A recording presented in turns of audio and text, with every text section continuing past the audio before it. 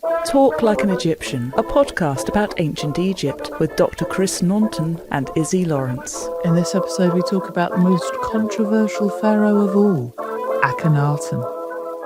Hello, and welcome to Talk Like an Egyptian. I am Izzy Lawrence. Over there is Dr. Chris Naunton. Hello, everyone. We've got an exciting episode. I'm really looking forward to this episode today because it is all about the pharaoh that was weird, the weirdest one, and there are a lot of weird ones, let's face it. I mean, Cleopatra, I think, is very weird, but this one is like super duper weird. And it is. Do you want to introduce? Akhenaten. Yes! I've just done it. Yeah, I've just done it. Yeah, yes. That's brilliant. There we go. Tutankhamun's daddy. Maybe, but maybe not. Well, yeah, but I'd like to. Just to be absolutely clear. Yeah. Well, maybe not. His daddy, I reckon. I reckon. I'd put money on it. On the basis that some of my colleagues are absolutely clear that it definitely is, and there's no possibility of anything else, and no evidence that it could be anybody else. That's why I say it. Fair enough. Well, here we go. Right. Okay. So let's do. So we're spending an entire episode on one pharaoh, which means there's a lot to talk about. Why is there a lot to talk about? Because he was very weird. Should we start with when he was? Yes. Yes, we can. So he reigned towards the end of the 18th dynasty. So the 18th dynasty is part of the New Kingdom. 18th, 19th, and 20th are what we refer to as the New Kingdom. This is a period when Egypt was very wealthy and powerful.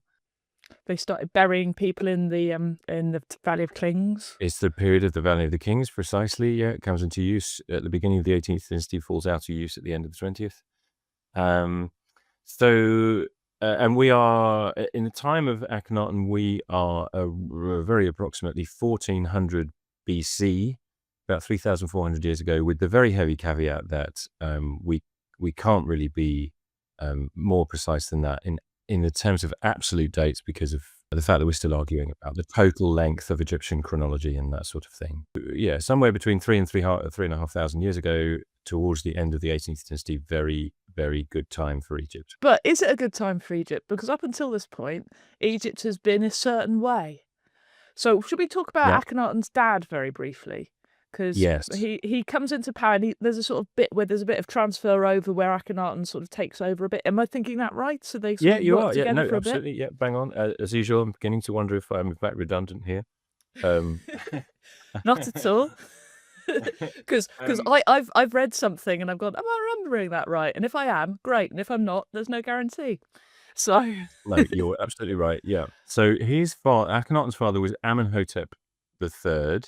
Favorite one. Who is who has a very, very interesting reign all of his own. Is he the one with the bad teeth? Is he that one? There's loads of them about that era that have really bad teeth and they get really bad infections because their teeth are worn away. I thought that was him. That's maybe right. We do have his mummy. So that would be the way that we would know about such things, I think. Oh yeah. They get these terrible infections because the enamel wears away on their teeth, which suggests they were eating sand, which is just like probably mixed into the bread. I think is that the idea? Yeah, I think so. Well, that's nobody knows exactly why they all did, but they seem to have done, which is just the most painful and horrible way to go ever, by tooth abscess. And it would eventually get sepsis and heart attacks and things. So. Anyway. And that's all for this week's episode. That's not what he's famous for, though. That is not. No, exactly. No, I'll have to look into that. I don't know if he particularly had worse teeth than anybody else. I don't know. One of them definitely died of it. Because I did this is why I can't remember this. About 8 years ago, I was doing a podcast with the British Museum, and I'm sure I interviewed somebody, and I'm sure it was Akhenaten's. No, I'm not sure it was Akhenaten's dad. I think it might have been Akhenaten's dad. It's the one of the Hoteps. I'm sure it was. Whose mummy that we do have, who did have massive abscesses due to the fact that the teeth enamel was worn away, and there's loads of mummies with like hardly any teeth enamel. That makes sense. Yeah, not something I know a great deal about, but that does make sense. And we do have Amenhotep III's mummy, so we could ask that question of that his human remains. Well, you don't ask them. What you do is you take them into a hospital on an off day. So, like on a Sunday, you can take them into the hospital and they let you use the MRI. Yes. That's Yes. the fun thing, and you hope, not because you want there to be a car crash or some serious emergency, but you just hope there isn't one, so the MRI isn't needed, and Yes. then you just scan all your bits. It's quite fun. CT Yeah. scans as well, I think, rather than MRI. Actually, can't remember. Is that the same thing? Who knows? Medical expert here. Hi. Yeah. Well, they've all been very closely looked at. This is a tangent, isn't it? First one of the episode. We should probably emphasize that we have the royal mummies. We have the mummies of the pharaohs for this time, the 18th, 19th, and 20th dynasties, which is enormously helpful in telling us things like, what their teeth were like, or what other ailments they might have been suffering from, cause of death, age at death, all those sorts of terribly useful things. We have them because they were all discovered in two secret caches, or with one or two exceptions. They were all discovered in these two secret caches. So all the mummies were gathered together after the New Kingdom, when robberies became a problem and the state needed to reclaim some of the precious material in the grave goods. And the mummies were all reburied, but in two secret places. And then they were so successful in squirreling those bodies away that they survived down to modern times. But in the case of almost every other pharaoh who ever lived, the whole of the rest of that 3,500 years worth of history, we don't have the human remains at all. So I think it's one of those things that people tend to know about ancient Egypt is that we have mummies, we have royal mummies. Wow, isn't it amazing? We can look at Ramesses II or Seti I or whoever, but it's only that period, and only because of that specific episode in ancient Egyptian history where they do this reburying. That doesn't happen otherwise. No, I think there's like Unas, I believe that we had like a bit of his arm or something like that, but then they threw it away. From time to time we have exactly, we have fragments found in pyramids, for example. I'm not sure if Unas is one of those or not. It might well be. I think he is. I think that's because I've read a lot when I was writing the book about Unas and his initial discovery, etc. And the robbers had basically gone in and ripped him up. Yeah, that's exactly what happened in all other cases.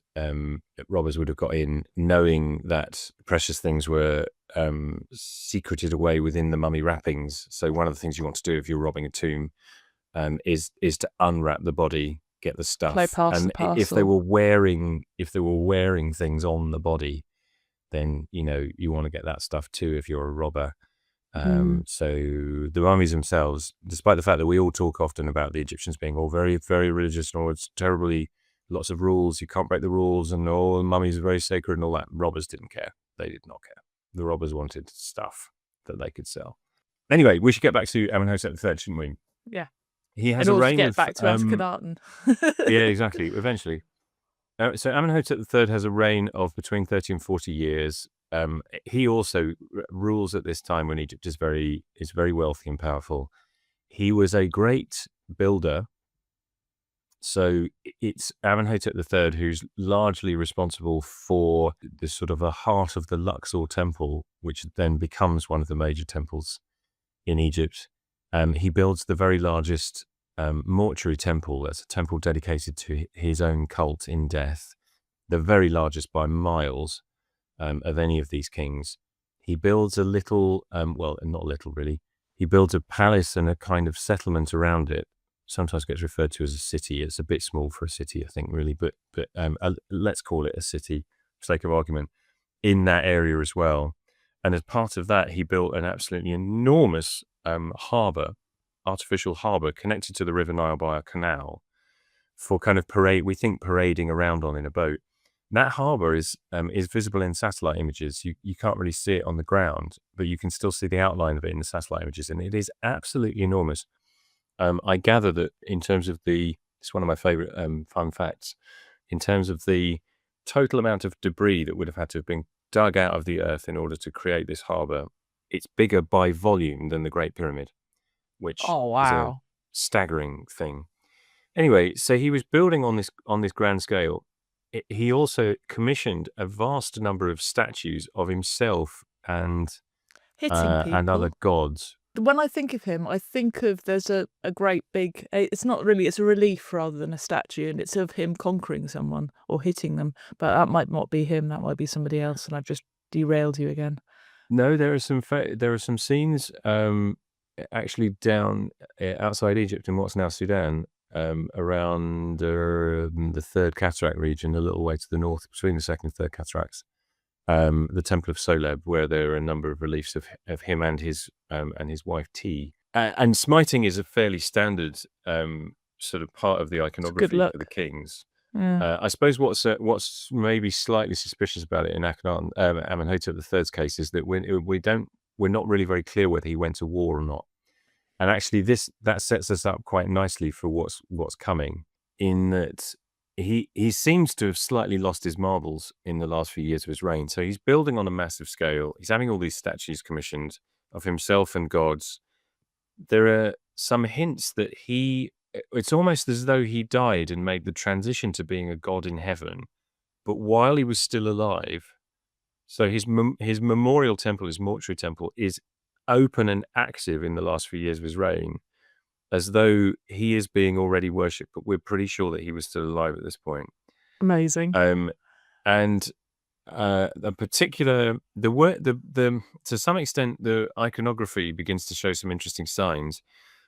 Amenhotep also has himself described in titulary as the dazzling Aten, and the Aten is a manifestation of the sun god. It's a sun disk specifically, eventually with sun's rays descending down from it. That's the way you see it. And Amenhotep seems to describe himself as this.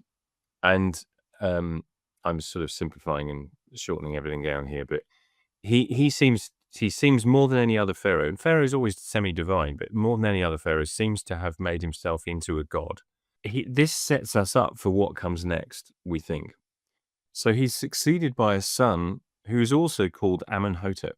That name, Amenhotep, means something like the god Amun is satisfied. Hotep means happy. But we can see that the worship of the sun, a different god, is becoming more and more prominent in the reign of Amenhotep III. And then everything begins to change very dramatically under the reign of Amenhotep IV. Amenhotep III's son and successor. He changes his name, doesn't he? He changes his name. So let's just deal with that first, so that it's not too confusing. So this episode's all about Akhenaten. Yeah. As we know, Akhenaten, or Akhenaten, AKA, also known as Amenhotep IV. So he's crowned as Amenhotep IV, but changes his name after a few years, probably about 4 or 5 years, to Akhenaten, which is one of a series of signs that things is changing very dramatically. So in those first few years, this god, the Aten, becomes more and more and more prominent, more or less, eventually to the exclusion of all other gods. So this one specific manifestation of the sun god becomes the only god that can be worshipped, and all of the others sort of disappear. Oh, can we just underline how nuts this is? Because we are at least like 1,500 years into Egypt, at least. Yeah. So for 1,500 years, you've had people roughly worshipping the same gods with the same names, with the same sort of, rituals-ish. But, everybody's sort of like bought into this. Different parts of the regions have their own temples, that sort of thing. Everybody's bought into it. We've got a pharaoh at the top. We've got high priests dotted around the country looking after these temples. And then suddenly somebody goes, actually, no. They don't There's exist, only one actually. God. No, sorry. Better stop worshipping them because they don't exist. This isn't just like messing with everybody's like how the universe works and who we pray to and everything else. This is messing with an entire government system. This is everything. This is etch-a-sketching Egypt. It is, yeah, you're quite right. Yeah. So in fairness, we're not absolutely clear how this played out everywhere in the country. But we can see that at Karnak, which is the great cult center of the god Amun-Ra, which I think we've mentioned in a previous episode, was by this point sun god, the principal. Well, Amun-Ra, particularly, it's specifically Amun-Ra. So Amun becomes this incredibly important god, and in combination with Ra, preeminent. And Karnak is the cult center of Amun, and thence by the New Kingdom, the cult center of Amun-Ra. So you're absolutely right. I mean, the temples are enormous, and there's not just a high priest, but there's a whole there's a whole coterie of priests and others who are all working in the service of this god. And all kings build in this place. Most of the buildings that you will see in the main part of the Karnak temple complex are buildings of this period, built by successive kings of the New Kingdom. So everybody's doing this. Amenhotep III himself was building here. He built a great pylon. We now call it the third pylon. Great extension to the temple. Everything would have been very glorious under his reign. And then Amenhotep IV comes along and says, exactly as you say, no, actually, Amun doesn't exist. So Akhenaten, as he will become, starts to he does build at Karnak, actually not sort of where everybody else is building, but just a little bit off to the side. I thought it was quite out the way. No, his early temple buildings are at Karnak. Okay, that's cool. They're that's at cool. Karnak. They're just the biggest one, the one whose location we're clearest about, is just outside the temple walls. Oh, okay. So it's almost as though he was sort of saying, I'm building here, just also not here, because I'm doing things differently. And the temple is very strange. It's nothing like Egyptian temples. Great big open court, loads and loads of very large images we think of the king himself. These were not discovered. I find this fascinating. These were not discovered until the 1920s. And they are the weirdest statues in Egyptian history. They are colossal statues. So they are all sort of, I would guess, somewhere in the region of about 20 feet high. They show the king with extremely exaggerated features. So a very sort of long face, long chin, long nose, very, very high cheekbones, almond-shaped eyes, almost kind of slanting. The shoulders are quite narrow. The waist is quite narrow. The sort of upper body is quite narrow, but then the hips are really wide. It's very female looking in terms of like, yeah, exactly. Yeah, it's exactly. a female without bosoms, but slightly with bosoms as well. You know, there's this yes, exactly. Yeah. Sometimes a little bit, and so those statues, as I say, they are absolutely the weirdest in Egyptian art. There is so much debate about how realistic they were, because obviously they're very stylized, but also it's this sort of case as, did he have like some genetic condition which made him more feminine presenting? Or yeah, exactly. What was it? Exactly. So when these are seen for the first time in the 1920s, having been dug up at Karnak, it immediately prompts all this speculation about, what's going on here. Because they don't even really look Egyptian. If you took 10 statues of kings, 9 of them from other periods and 1 of them these colossal statues of Akhenaten from Karnak, and you said which one is foreign, you don't need to be an Egyptologist. You'd pick this out straight away and say, well, that's not. All the others are sort of the same. This one, no, very different. And it is so strange, as you say, and it has these a strange sort of, is it male or is it female? It's difficult to tell what's going on, and people start to speculate whether or not Akhenaten might actually, this is a genuine likeness of somebody who's suffering from some sort of very strange condition, and people start guessing at what this might be. If you look at the artwork, it's not just him who's drawn very extreme either. It's everybody else. No, right, exactly. So along with the architecture of these temples at Karnak being quite different, and by the way, the temples aren't standing; they've been discovered, in fragments. But we found that as was the practice of the Egyptians, in fact, these temples are dismantled, and the blocks used as the rubble infill for later buildings. So they were recycling the stone. Once archaeologists in the 20th century realized this, they dismantled some of those buildings to recover the Akhenaten blocks, rebuilt the later buildings with sort of neutral, non-archaeological material, and have recovered all of these fragments. And the blocks themselves are interesting in that they are of a particularly small size that's not used in Egyptian construction before or after. So straight away, even if they weren't decorated, you'd be able to tell an Akhenaten era block because they're much smaller. We call them talatat. We're not quite sure how they got that name. And they're not much more than the size of the larger sort of mud bricks that you sometimes get in, say, the Middle Kingdom. So about the length of a sort of somebody's forearm. A cubit? Yeah, well, it's exactly something like that. which is much smaller than the blocks that are generally being used elsewhere. There are also many of them extensively decorated, and so altogether we can virtually reconstruct scenes from these temples. And you're quite right, the way that Akhenaten is depicted in these statues is reflected in the art as well, but that goes not just for him, but for any other human figures. They're all depicted in this rather sort of un-Egyptian looking style. The content is kind of unusual as well, in that they're very busy. The scenes are very busy. They show lots of things going on in the temple, lots of figures, lots of sort of very busy activities, but all of it, all focused ultimately on the worship of this one god, the Aten. And this is where I should pick up on something you were saying earlier about how the Aten is depicted, which comes to be, in the very early period, he is occasionally depicted in human form, but it comes to be always the way that the Aten is depicted as a disc, a sun disc, a circle in 2 dimensions, with the sun's rays descending down from it as kind of straight lines coming down from the sun and reaching down with little hands at the end, exactly. Little hands reaching down towards whatever is going on beneath them. So that might be, the scene of a temple, say, or the scene of the city or something like that. But very often it's a scene of Akhenaten, his great royal wife Nefertiti, and quite often their daughters. The most important aspect of this is the idea of the sun, the Aten, the sun, as giving life.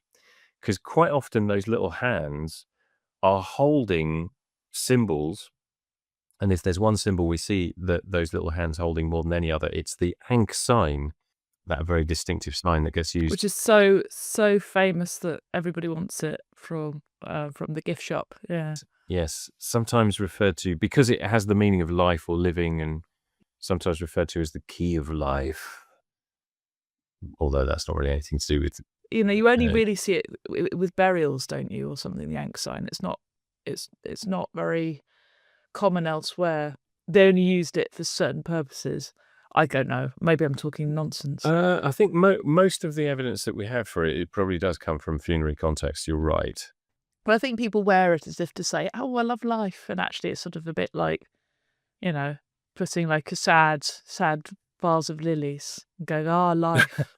In our context.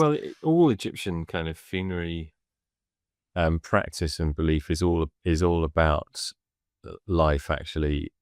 But life after death, in that sense. So death is not the end. Yeah. For the Egyptians, absolutely not. Unless Abbott gobbles your heart. Yes. Yeah, there's always they that. all dodged that, of course. Yeah, hopefully. Yes, so the Aten is giving life, and this is the essence of the new way. So we've got new architecture, new blocks to build things from, new style of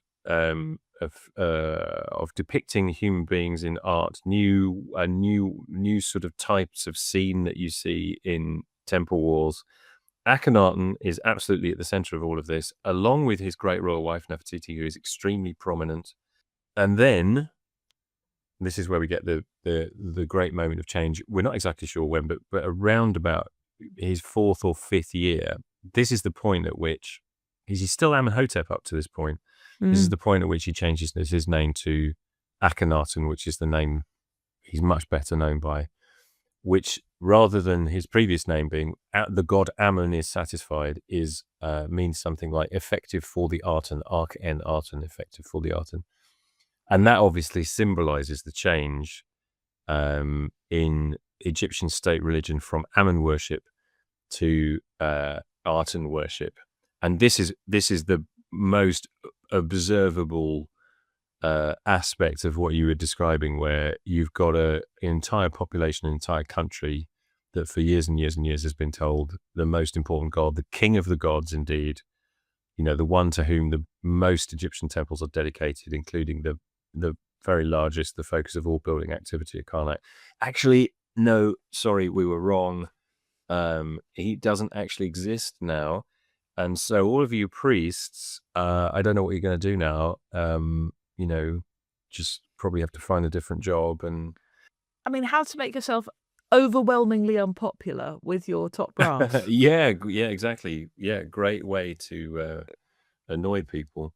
Yeah. And maybe that's the reason why another of his changes, which comes in at this same time, is to completely move the administration to a brand new site in the middle of nowhere in Middle Egypt, to found a new capital city on a completely virgin ground. And he makes it very clear in a series of inscriptions that this is what he wanted to do. Going to put the city here. Nobody's ever built here before. It's a marvelous place. And the city's going to be called the Horizon of the Aten, Akhetaten. And it is an incredible place. And he's going to build a city here. And the first time it was recognized as such, I suppose, was the early 19th century.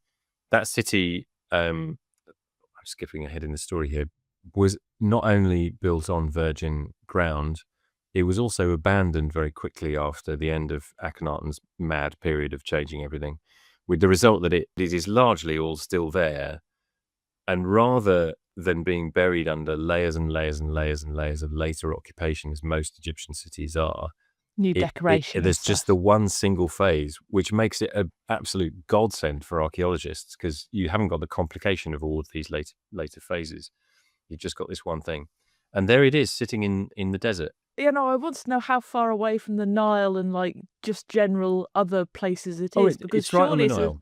Okay, it's right on the Nile, so that's okay. At least there's that. It's right on the Nile. Yeah. So to describe it, it is a rough, very, very roughly sort of midway between Cairo and Luxor in present day Minya Governorate, about an hour from the capital city of that governorate, which is Minya.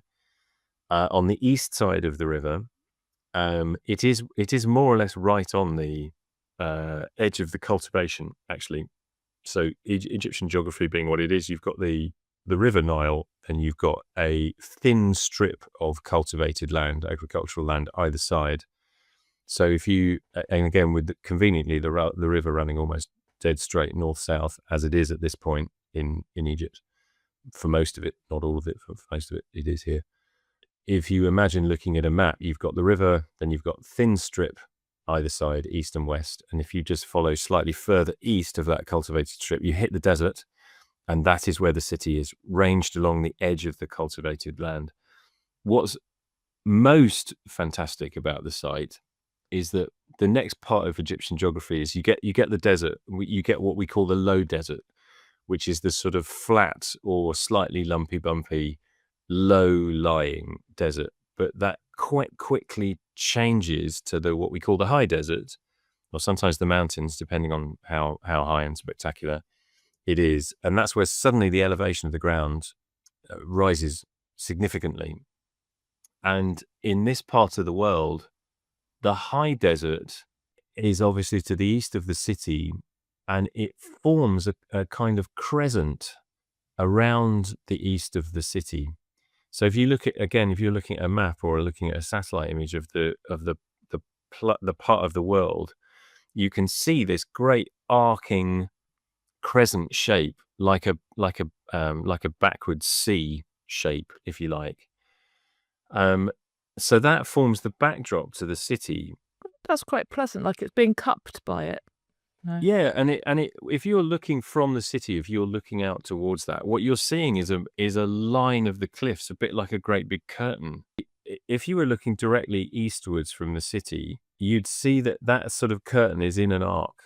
So off to the north, off to your left, if you like, as you're looking east, the cliffs are quite close to the city. And if you look off to the right, down to the south, they're quite close. But if you look straight ahead in the middle, they're quite far away, creating this great big arc. And also, this is the best part, in the middle of those cliffs, there's a gap.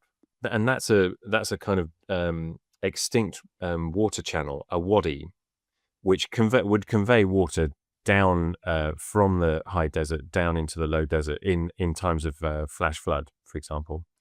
But most of the time, of course, it's just dry. And that wadi is the same kind of wadi as the Valley of the Kings, which is also a high desert wadi, essentially. One of these network of little sort of valleys in the high desert mountains. And if you're standing in the right place in the city Akhetaten, Akhenaten's new capital city, at the right time of year, but also the right time of day as the sun is rising, you see the sun rising in exactly that gap in the cliffs. Nice. And the Egyptian symbol for horizon, in fact, is essentially sort of two mountains with a gap in between them and the sun rising in between the two of them. So it's as though they chose this place because it actually, you get a kind of very natural physical embodiment, enactment of this hieroglyphic symbol for the horizon. And of course, Akhenaten is obsessed with the sun disk, the sun. The city is called the horizon of the Aten, and there it is. It is kind of magical, actually.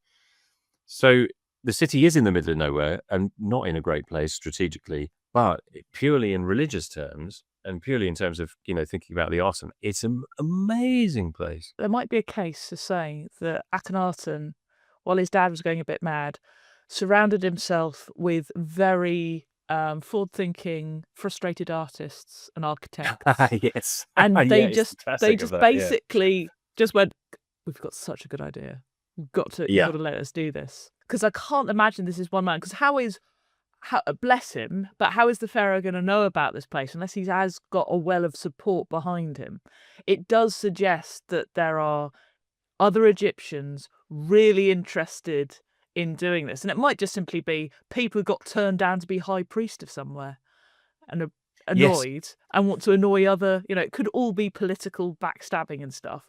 Absolutely but there right. is an amazing story to be sort of unpicked here, and alas, I don't think we've got much evidence for the other characters, do we? Nail on head, Izzy. Yeah, so yeah, you're right. So I think we have to bear all these different things in mind.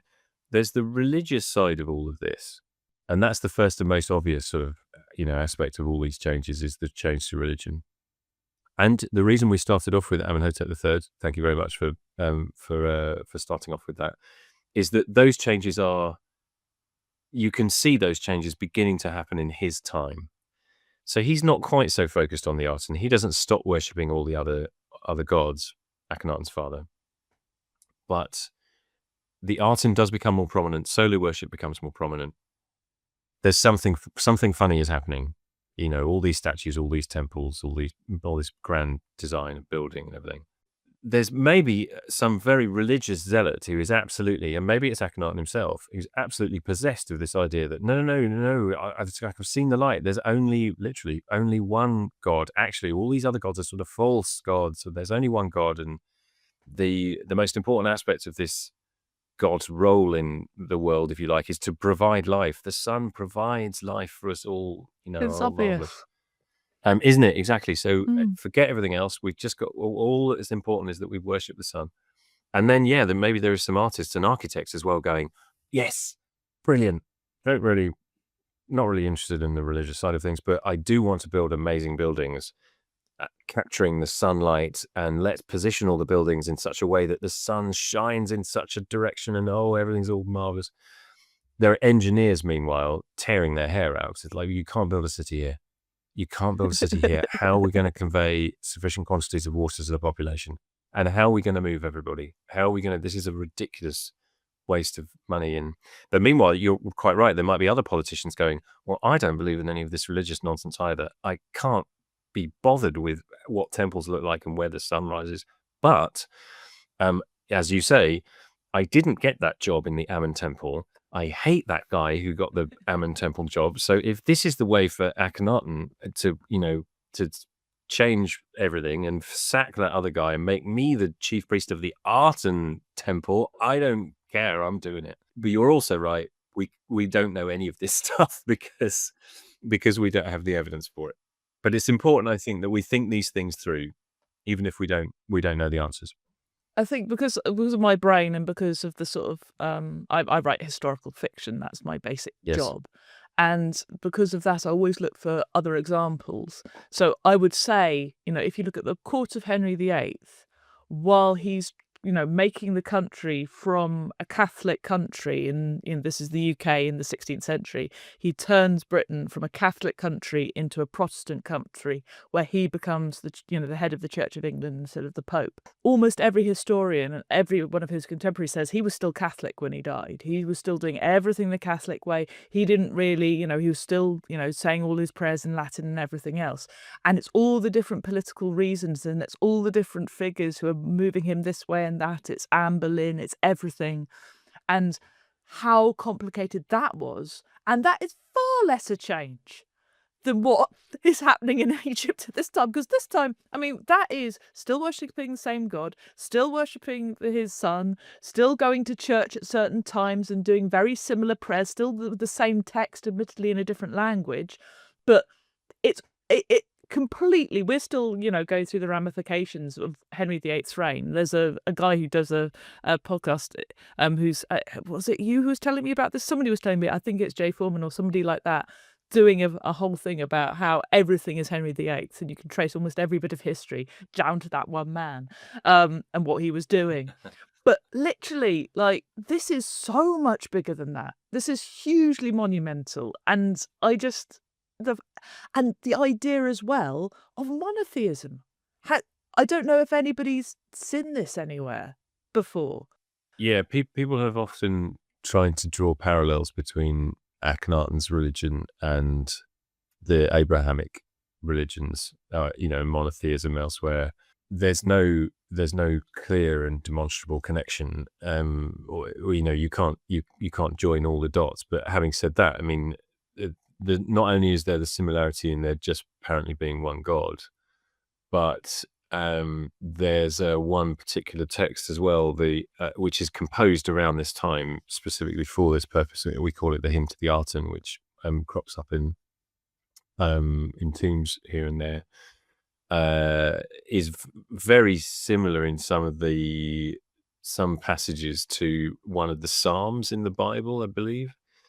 Again, it could be coincidence, because tying together all of the important elements of a supernatural being, in particular, sort of a being that's in charge of creating the world, bringing the world into being, and then also kind of continuing to sort of create life and provide life force for things. Seems to me to be a fairly sort of natural human impulse to want to see that sort of thing as being the responsibility of a supernatural being, and combining all these different what were different gods elsewhere all into the one thing. And it may just be that Akhenaten or somebody on his behalf has that idea, and then somebody else also somewhere else in the world has a similar sort of idea, so they look the same without there being a direct connection.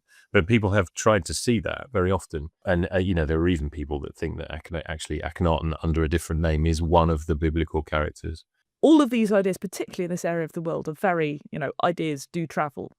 It's not like there's an Atlantic or a Pacific Ocean in between. This is just, bits of the Med and bits of the Red Sea and stuff. It's not, everything is, ideas spread, particularly when they're weird. Yeah, absolutely. And they travel often orally in ways that are not detectable to archaeology. So if somebody has a story, even if Akhenaten was remembered, which he really wasn't in archaeology, we're skipping ahead here slightly. He was kind of proscribed and he was deliberately forgotten. But there may well have been a kind of folk memory of what he was doing. And even if most people were, kind of thought, well, it was a terrible time, everything went weird for a bit, and then it all came back together again, and it was fine. I miss stuff. Yeah, Sorry, exactly. Yeah, but Hopper. there might have been other people who sort of thought, you know what, though, I did quite like some of the ideas. We should. You just reminded me, actually. So we should say he sets up all these inscriptions around Amarna, explaining this is where I'm going to build a city. It's going to have this. It's going to have this, and it's all going to be for the art, and it's going to be marvelous. Being a cynic, I might think to myself, yeah, well, you say that, but it's going to be hard, isn't it? Are you going to do it? It's going to be very hard, you silly sausage. And all your advisors will be telling you it's going to be too hard. But actually, this city, as I mentioned, was happened upon by some of the earliest European explorers. The Napoleonic expedition recorded the remains of something there, even though they didn't really know what it was. Because of the fact that Akhenaten and his city and everything was deliberately forgotten and dismantled and all taken apart. There was no surviving trace of what happened in any of the records that the earliest Egyptologists and explorers were looking at. So they had no idea this was strange period had happened. And then people start to go to this part of the world. And the first time there was any inkling of it was when an English Egyptologist called John Gardner Wilkinson was taken to some of the rock-cut tombs, the elite tombs that are at the north end of the site, which are decorated with this very strange style of decoration. And so Gardner Wilkinson, knowing his Egyptian art and iconography, goes there and is like, what is this? This is super weird. And there appears to be a king here and there, but there's names chiseled out everywhere. So this is weird. Don't know who this is because, hieroglyphic inscriptions everywhere, but every time the name of the king appears inside a name ring, so you know where it is, you can see the name ring, but the name's been erased. It's only, eventually some instances of that name survive, and we can now put a name to this king, Akhenaten. We also know, though, from all of this, that this indeed was the city that he planned to build. And although the stone largely has gone, the mud brick, and it's mud brick that the Egyptians used to build most things, particularly houses and other sort of the buildings of life rather than cult practice or tombs, death. All of these survive, at least in the foundations. So we have a complete sort of map of this city. And indeed, there were some very, very large temples there, some very large palaces, other associated administrative buildings. We have the Office of Correspondence of the Pharaoh, for example. You can still go and visit that with the mud bricks stamped with that name on them, so we can identify the building. And we estimate, or rather, dearly departed Professor Barry Kemp, who really sadly passed away just a year or two ago, shock to everyone, who had worked at the site for 40 or so years. His estimate was that the city was occupied by between 30 and 50,000 people, probably closer to the higher end. So, and we know from the fact that Akhenaten's reign lasted such and such an amount of time, about 16 years, and that he didn't make this move until about 4 or 5 years into that he manages to build an entire capital city and move 50,000 people there in a very short space of time. So, for all that we might say he was crazy, he did it. Or, he and his team. It is utterly mad and brilliant. Bonkers mad. And it shows the power of the pharaoh, though. It shows the flaw in the system in some respects. Because you have to go with what the pharaoh says, even if you are a... Yeah. Yeah, exactly. In the hands of a loon. Obviously, this doesn't last forever. So what happens to Akhenaten? Well, we don't exactly know. We think that he reigned, as I say, around 16 years, and we're basing this on highest regnal dates again. So I think we mentioned this in a previous episode, but Egyptologists, because the deaths are generally not recorded. It's annoying. It would have been brilliant. You don't die. You carry on in the afterlife. It's fine. Oh, yes, precisely. But that moment of passing from the one life to the next, if that was recorded and dated, that'd be so helpful. And they don't do that. So what we have to do is, for a pharaoh like Akhenaten, is gather up all the inscriptions, gather up all the ones that have got dates on, and look for the highest date. And whichever is the highest date, we think to ourselves, okay, so here's a thing that's dated year 16. So he must have reigned into a year 16. That's at least 15 complete years. And then because the reign begins year 1, day 1, if you see what I mean, 15 complete years and into a 16 at least, maybe a little bit more. Perhaps one day somebody will dig up an inscription that says year 17, and then we'll be able to extend the reign a bit. But we think 16. So he wasn't there for very long. There's then an awful lot of arguing among scholars about what happens, who takes over. But something we know for certain is that our good friend Tutankhamun, in fact, was born Tutankhaten, the living image of the Aten, and he changed his name as well. He later changed his name to Tutankhamun, but so he goes the other way. His predecessor goes from being Amenhotep to Akhenaten, the boy king, celebrated boy king, goes from being Tutankhaten to Tutankhamun. And that symbolizes the transition back to the old ways. So we know that that's the sort of Tutankhamun's reign. For all that he's famous for gold and treasure in a tomb in the Valley of the Kings, actually he might just as well be famous for being the pharaoh who put back all the old ways after this mad period of Akhenaten's revolution. We're not entirely sure just what happens in between Akhenaten and Tutankhamun, or even if anything at all happens. It's, I think, still just about possible that Tutankhamun was his direct successor, so more or less put things back immediately. But more likely, I think, there were one or two other pharaohs ruling in between for a very short period of time. But what we know is that the city was abandoned. One aspect of the design of the city was that Akhenaten had a royal tomb built for himself at his new capital city in a kind of version of the Valley of the Kings.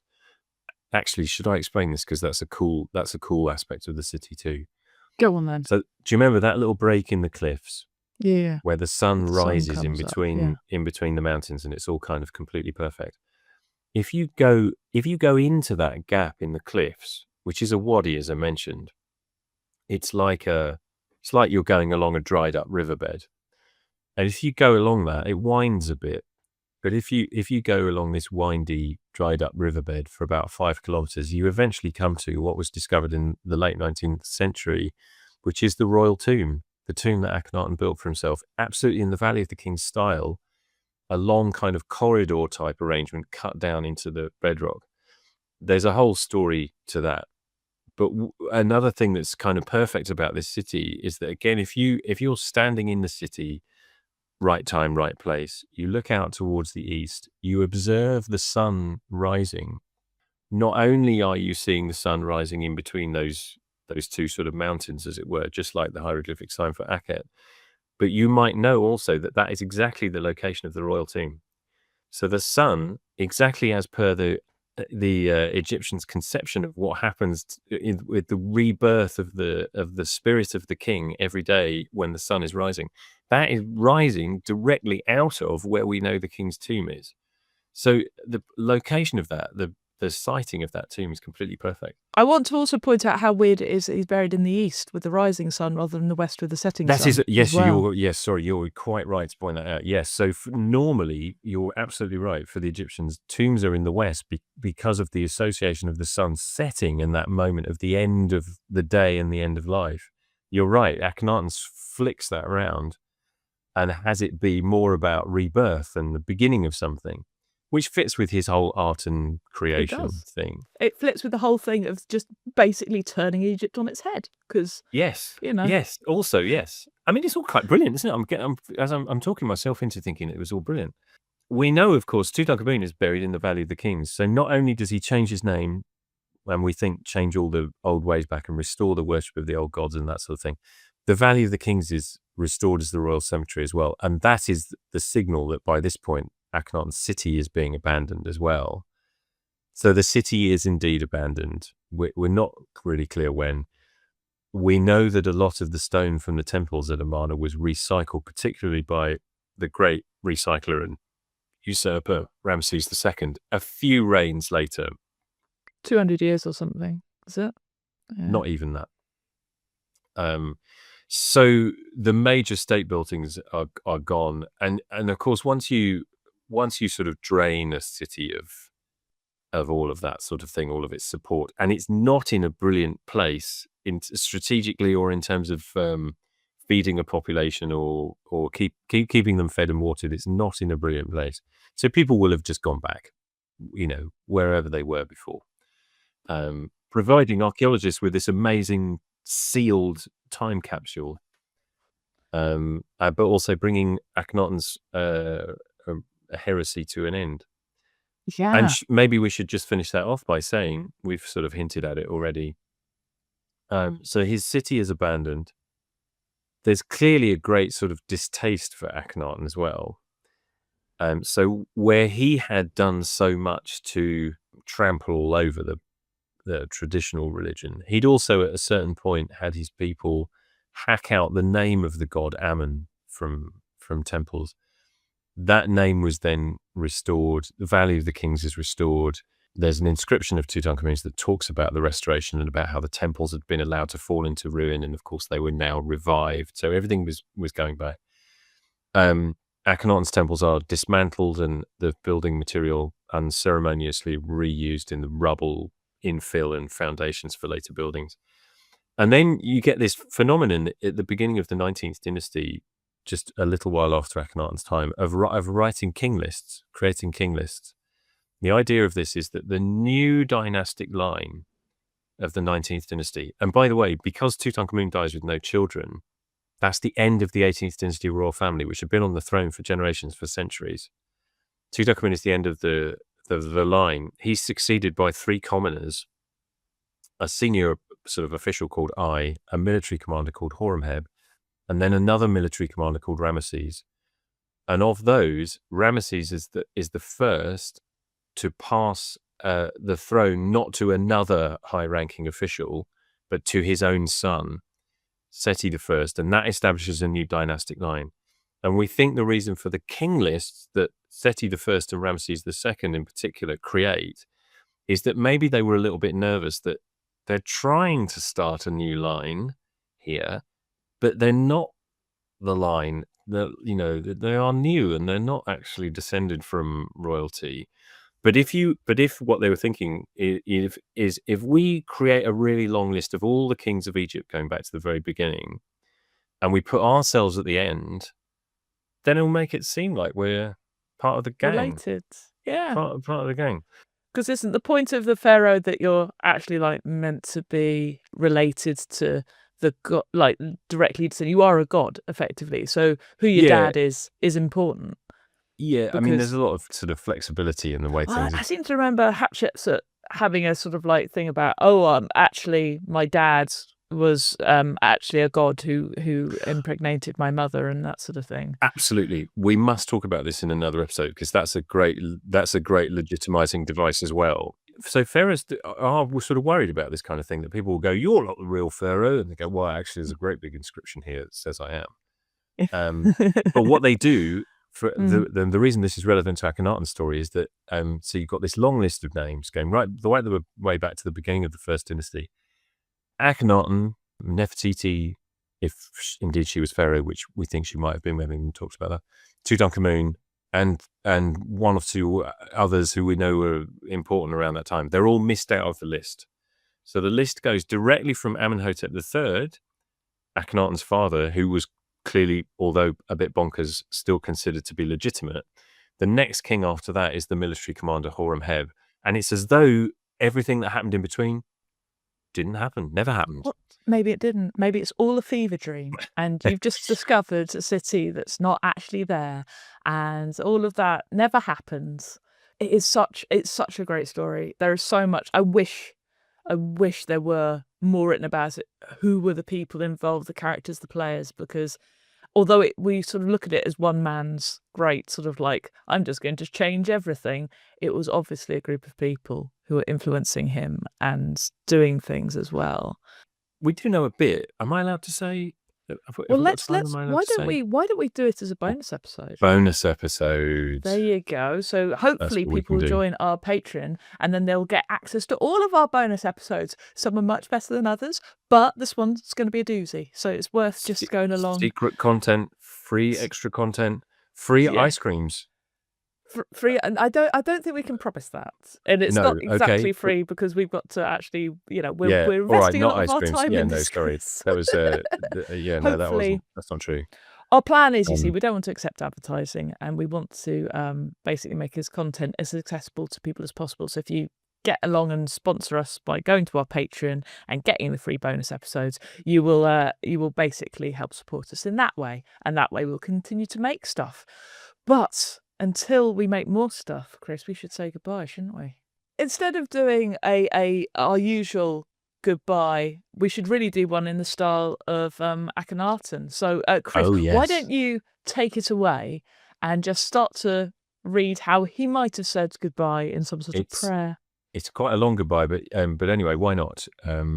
How manifold it is what thou hast made. They are hidden from the face of man, O sole God, like whom there is no other. Thou didst create the world according to thy desire, whilst thou wert alone. It's a bit oldie-fashioned, isn't it? Yeah, are you still awake, anyone? That's not in all men, cattle, and... Are you just going to fade? You're going to fade me out, right? I was going to fade you out, but I wanted more just to keep you going underneath okay, me I'll keep talking. going. Just All read the men whole thing. were wild beasts, whatever is on earth going upon its feet, and what is on high flying with its wings. The countries of Syria and Nubia, the land of Egypt, thou settest every man in his place. Thou suppliest their necessities. Everyone has his food, and his time of life is reckoned. Their tongues are separate in speech, and their natures as well. Their skins are distinguished as thou distinguishest the foreign peoples. Thou makest a Nile in the underworld. I'm getting there, we're nearly there. Thou bringest forth as thou desirest to maintain the people of Egypt, according as thou madest them for thyself, the Lord of all of them, wearying himself with them, the Lord of every land rising for them, the Aten of the day, great of majesty. And I feel Cheerio. like Yeah, exactly. It does feel like the Lord's Prayer, doesn't it? It does, but I won't say Amen, I shall say Aten. Thanks for listening to Talk Like an Egyptian. To support the podcast and ensure another series, join us on patreon.com/Talk Like an Egyptian and unlock bonus content. Get in touch, talklikeanegyptianpod@gmail.com or use the hashtag TLAE. We need your questions for the end of the series, so please don't hold back. Remember to leave us 5 stars of newts and share this episode with your friends. Find all links at talklikeanegyptian.com.